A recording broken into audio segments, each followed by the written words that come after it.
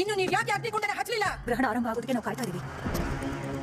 ಅಯ್ಯಯ್ಯೋ ಮೂರ್ಖರ, ಗ್ರಹಣ ಇನ್ ಸ್ವಲ್ಪ ಹೊತ್ತಲ್ಲಿ ಮುಗಿದು ಹೋಗುತ್ತೆ. ಇಲ್ಲಮ್ಮ ಮಾಕುರಸವ, ಅಲ್ಲಿ ನೋಡಿ ಆಕಾಶದ ಮಧ್ಯೆ ಹೊಳಿತಾರೋ ಆ ಹುಣ್ಣಿಮೆ ಚಂದ್ರ ನೋಡಿ.